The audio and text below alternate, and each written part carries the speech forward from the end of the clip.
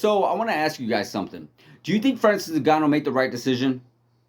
My answer is yes. He made the perfect right decision. Why? Because unfortunately, I just do not agree with the whole UFC, the way they're going, the direction they were going. I just don't agree with it. I feel like the UFC was playing their natural games again. I believe that they were trying to get him in a longer fight deal, like we just recently saw with John Jones. John Jones fought did an 8 fight deal, and I feel like that's where they get you at. I feel that's where they really get you at. I feel like Francis Ngannou was trying his best to get in a smaller fight deal, which is what you should do. Because, no one should be ever locked in for 8, 9, 10 fight deals. I can hear what Dana White said. He said that he was trying to sign Francis Ngannou as being the highest paid heavyweight of all time. Do we know that? What are the numbers regarding that? Even higher than Lesnar. As far as the information that we definitely received, John Jones, excuse me, Brock Lesnar, was able to get a fight or 1 fight deal, maybe even multiple fights, because he could possibly be signed with the UFC. But in that deal, he is signed with he signed to fight Mark Hunt at UFC 200, and he got a whopping $8 million.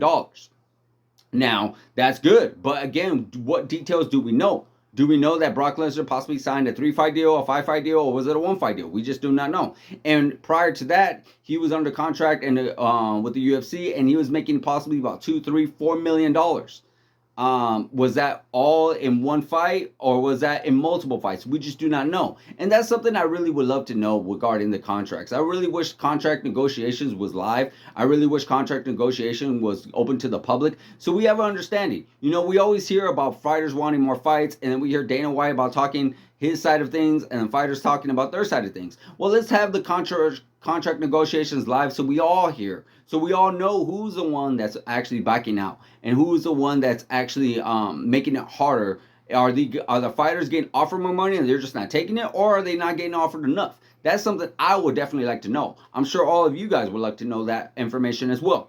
So with that being said, we know we got to go with the facts, and the facts are simple. That UFC is really notoriously known for having fighters sign for multi fight deals, which means they're pretty much the rest of their MMA career or boxing career is going to be with the UFC. They're no longer, if they do leave, they're going to probably leave well into their 40s, late 40s, and they're going to be able to explore much options outside of that, which is fine in some token, because I get what some of the UFC fighters are trying to say. They are trying to say, like, hey, this is the biggest MMA sport you could go to. You're probably going to make the most money here. You're probably going to get the biggest contract here. Agreed. But at the same token, these guys also want to be able to explore other options, because there possibly is other money out there. There possibly is a boxing fight that they can make. And that is something Francis Ngannou has been trying to do for the very longest time. He's been trying to box. And that's all he wants to do, is have that free option. And I don't understand the purpose of not letting him.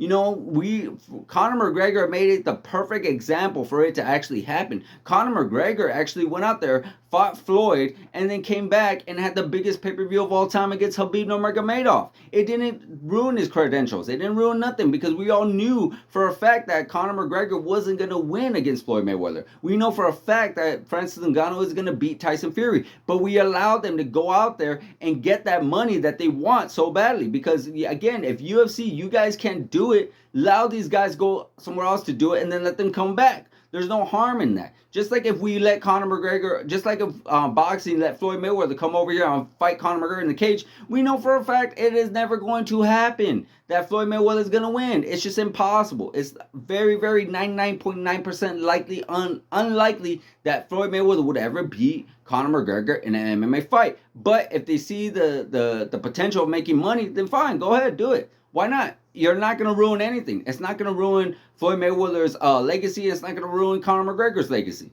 Just like it won't ruin Francis Ngannou. And I just never understood the point of that. I never understood why we do not let these guys go, and we do not let these guys do their thing and make more money. And you guys could get a percentage of that. The UFC could get a big percentage of that money by marketing. I knew that Dana White always wanted to do Zuffa boxing, and here's a good chance to actually do that, where you can actually be able to manage some of that money and get some of that money. But it's just weird. It just feels like it's like almost like a pride thing where Dana White doesn't want to relinquish any kind of control. He doesn't want the fighters to have any kind of control while they're under contract with him. And it's just very unfortunate. It's very unfortunate. It's like everyone wins, but it just seems like and looks like he's the only one who wants to be able to win. And it just can't be that way. It can't be that way. That's why Francis Ngannou wanted out of that contract, didn't resign with him. I'm sure there's more reason to it. I'm sure we're going to look into that more. I'm sure we're going to hear more about that as time goes on. But that's just my personal opinion. My personal opinion. Yeah, a lot of, hearing a lot of people saying like, oh, well, he's probably didn't make the best decision possible. Like maybe he did. Maybe he had to make the option where he was able to now be able to be free to do certain things, to explore different options, to be able to get bigger paychecks possibly. Maybe not long term, but short term. And the UFC contract could always be there. Are you going to tell me that the UFC is not going to re-sign Francis Ngannou at all or ever? No, they're definitely going to re-sign him, especially if he goes out there and makes more money. Especially if he goes out there and he wins and beats bigger opponents. Well, not maybe as big as UFC, because yes, UFC has the biggest competition out there.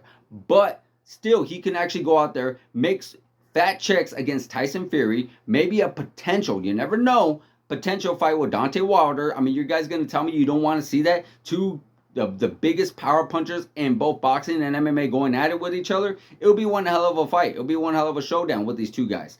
One of them is definitely going to sleep for sure. But it would be very, very fun. And then we could see him go against Bellator, maybe against a Fedor, maybe against a Ryan Bader, one or the other. Who knows? Who knows? But it would just be, it's for them to have that kind of freedom to be explore different options. You know, maybe not during a fight deal, maybe not a multi-fight deal. Of course, I understand in Dana's point of view, you do not want him, your champion, if he's heavyweight champion of the world, to go over to Bellator and then he loses. And then it's like, it almost diminishes your belt. It almost makes it your belt worthless if another organization beat your champion. I get that. But, you know, if he's not a champion, if he's not under contract with you, then God, fine, go ahead, go back. Go over there, do whatever you got to do. And then when you come back, and then who knows? Maybe he'll get more money or maybe he'll get less money. It's a gamble. We all gamble here.